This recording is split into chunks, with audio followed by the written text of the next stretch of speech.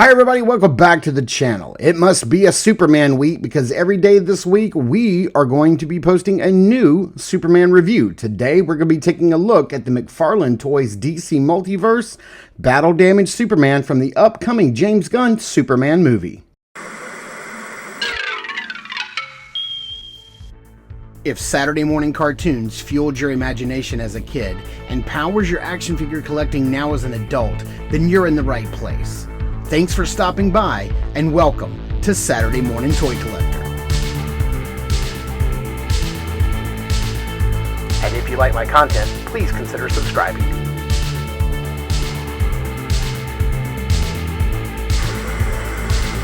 Articulated Empire is your newest online retailer for shopping for your favorite figures and toy lines like Mythic Legions, Savage Crucible, and Animal Warriors of the Kingdom, to name a few. They ship your orders quickly and securely. Visit articulatedempire.com today and build your empire. Okay, here we have the package. We see that this is the gold label version because this is the battle damage version.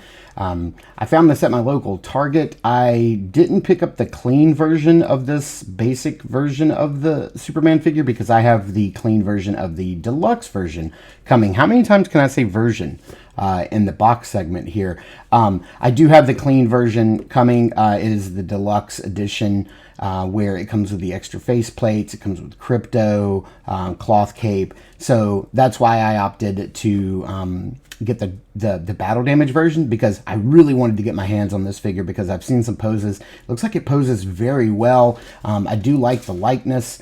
We're going to get into all that. But we do have the Superman logo here. It does say battle damage, Superman right there on the side. And then here on the back, instead of giving us a still from the movie, they give us some artwork where the lines on the suit are a little more pronounced.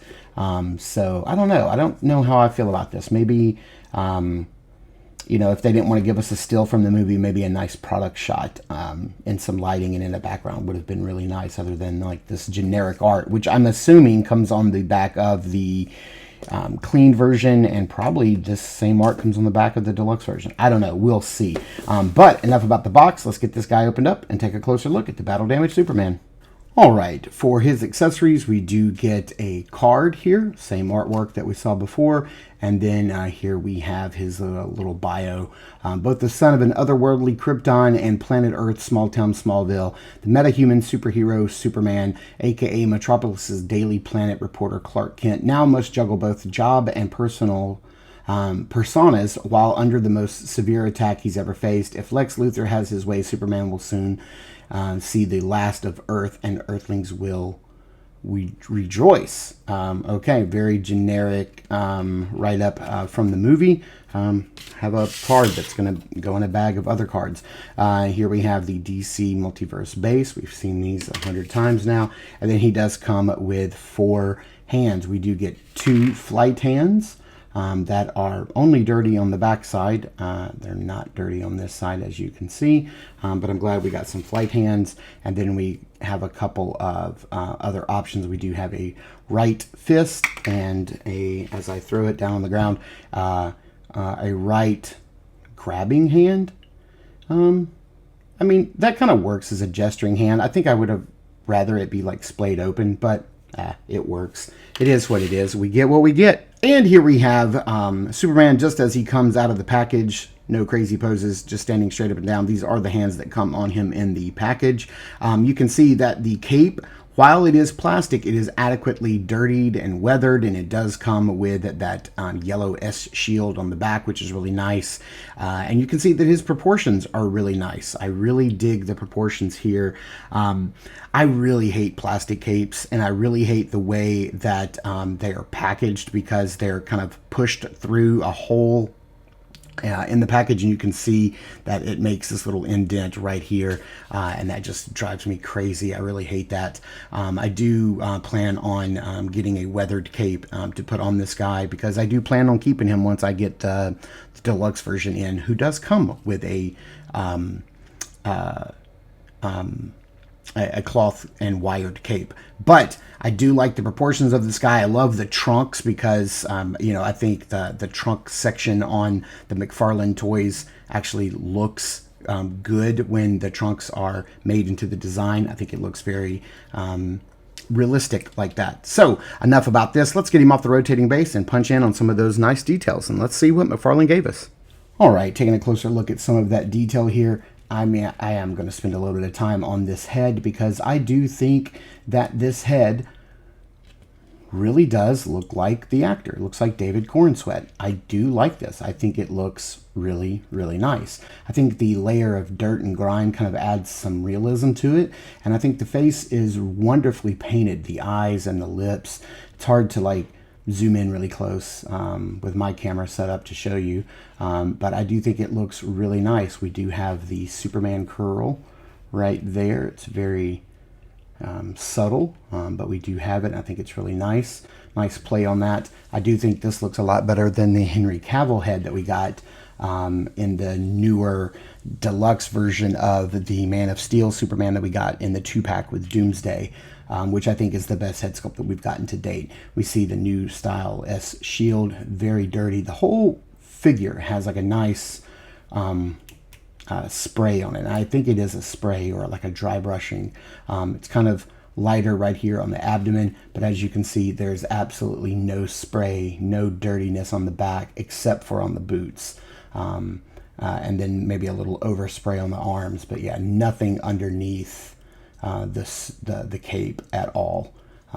They're pulling the old Hasbro, if you can't see it, then we don't need to paint it situation, but that's easily remedied by anybody who would, a quick dry brush of a dirty color would certainly fix that. Again, I really like the trunks on a Superman figure with McFarlane because they do this rubbery trunk system. My friend Scott calls them trunks. We don't call them diapers, and so that's kind of rubbed off on me because I also hate that term diaper. It's pretty stupid. But you see all the sculpted lines in the suit. I'm glad they're less pronounced than the lines in the artwork. And as we've seen from the commercials and trailers for the show, they're not very pronounced in the show as well. Have some panel lines down the side, pretty classic, a little twist on the classic Superman boot, but definitely there, and then dirtiness there, and then the cape is adequately dirty. I think there's a lot of dirt and wash at the top, and not so much in the middle, but on the edges and on the bottom. And then we have the nice sculpted, not even painted on, but sculpted detail right there.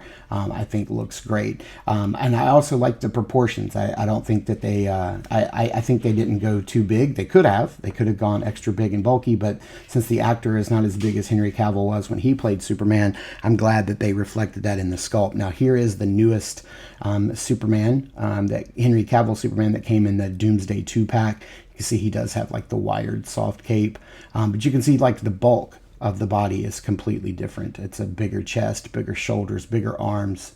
I mean, I'm not saying there's any reuse here. I'm just saying, look how much bigger this guy is than him. And you can see like the quality in the face. I think the painting here is not bad.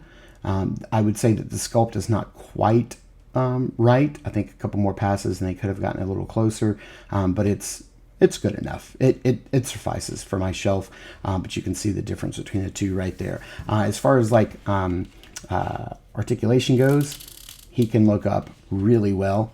So if you have him in a flight pose, you're definitely going to be able to get the fly pose out of that for sure. It's on a ball joint, so you can get some tilt and some rotation. You can get a lot of movement and a lot of emotion in the head pose right there.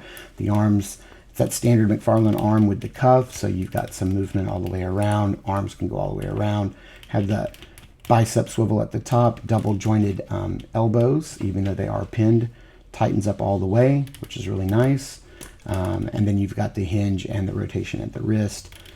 Here at the waist, we do have a nice amount of ball joint movement right there.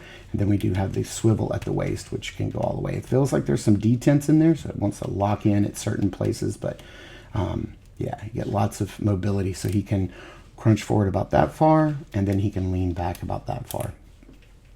But when he does, you can see the trunks poke out right there. It's a little weird.